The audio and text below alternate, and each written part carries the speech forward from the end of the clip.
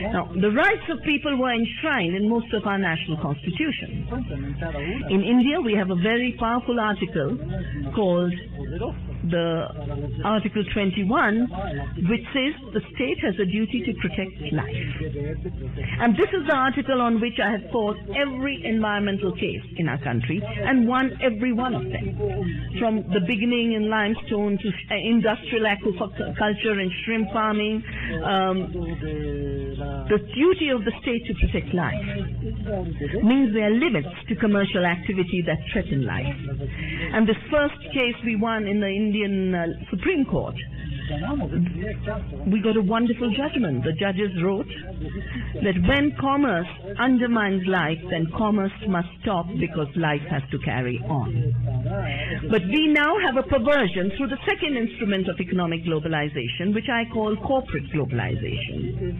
And this is the World Trade Organization and new free trade treaties that are being pushed through since we managed successfully to put the WTO into cold storage or intensive care.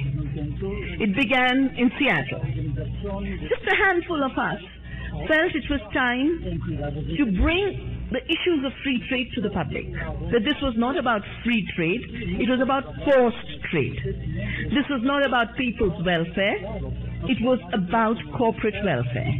I remember a debate in the lead-up to the WTO where the Commerce Secretary of the US was debating me in Washington, and he said this is about democracy. It gives consumers the chance to buy what they want, where they want, when they want. And I had to tell him that this model takes away the freedom of citizens to produce things that they could provide for themselves, to have livelihoods, and to avoid the curse of consumerism, because consumerism is not liberation. The word consumption was used in the Middle Ages for dying with TB. He died of consumption, you might remember. He got consumption. And we've now managed to define it at the highest level of our existence, to be a consumer. And to destroy all economies in the name of being able to buy something. But the point is, everyone cannot be a consumer.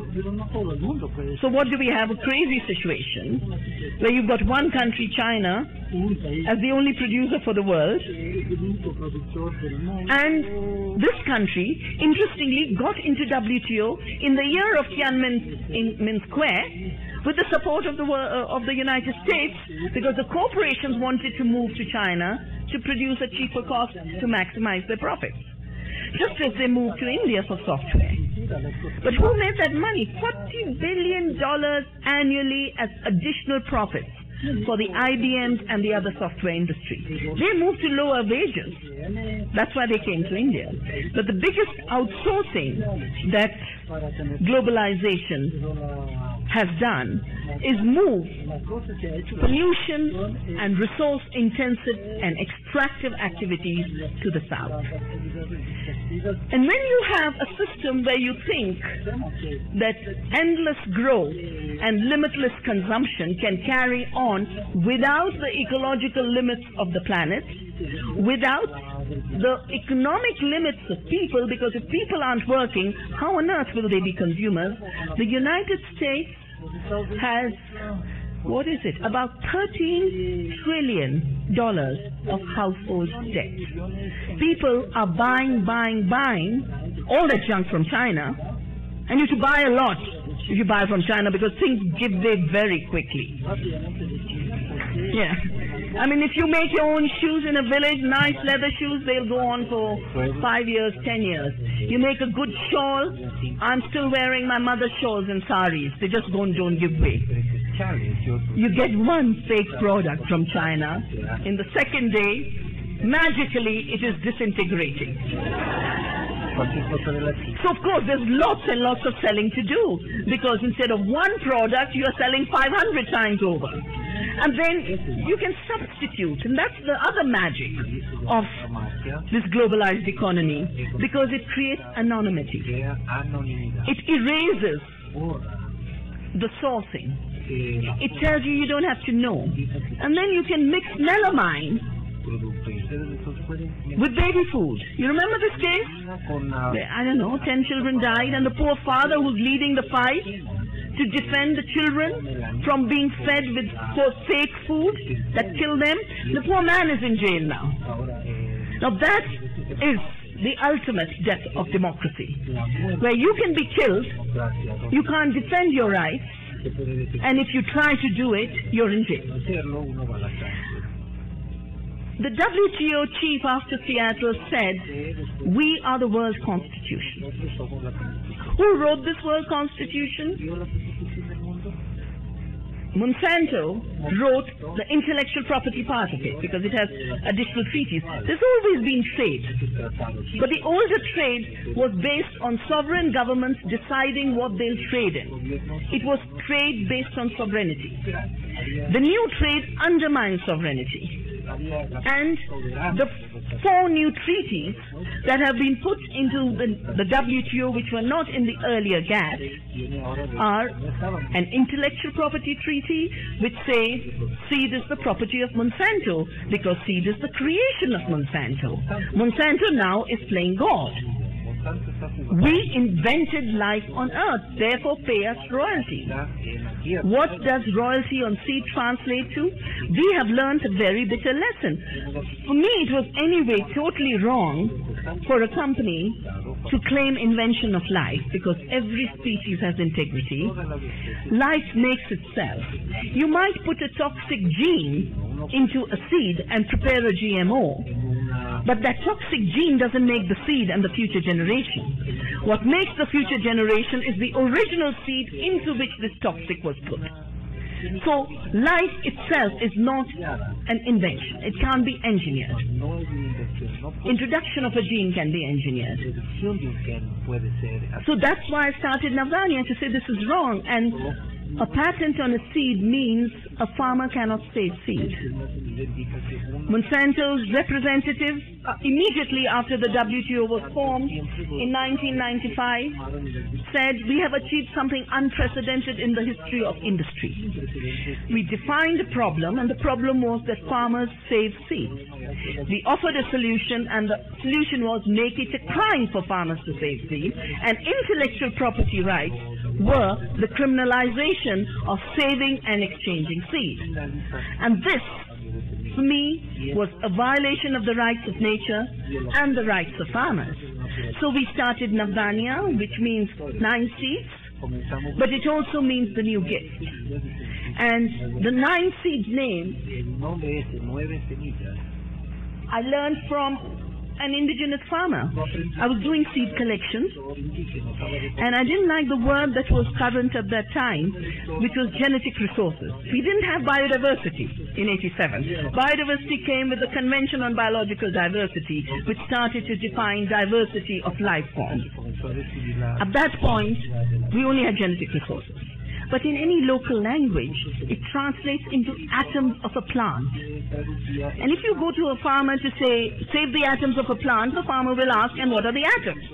And then you've got to give this long discourse on DNA and genes, which is wrong anyway, because life is not made of genes. Life is more than genes. And I was doing the seed collection, and I found this farm in a remote area with 9 crops. And because I'm so against monocultures, whenever I see more than one, I celebrate. So I said, 9, you're growing 9 crops. And this farmer just turned around very casually and said, yes, Navdanya. I said, you're saying this as if it has some deep meaning. And he said, don't you know? And he made me realize once more you can have a PhD in quantum theory and not know too much. Because I had no idea the 9 seeds reflect the 9 planets and reflect the balance of nutrition in our bodies. It's cosmic harmony to ecological harmony on the land, to nutritional harmony in our bodies. And of course I said, this is the word. Because people understood Navdanya. Me as a person trained in physics had to be taught quite late in life.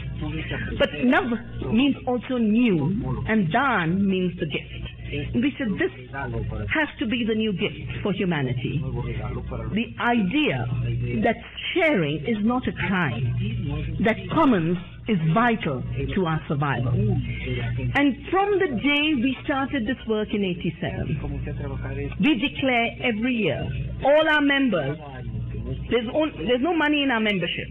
It's only a commitment that I will protect life, I will protect biodiversity. I have received these seeds from my ancestors who have shared and saved these seeds. And it is my duty to keep sharing and saving, and I will not obey any law that makes it illegal for me to perform my duty to the future of the earth and the future of our communities.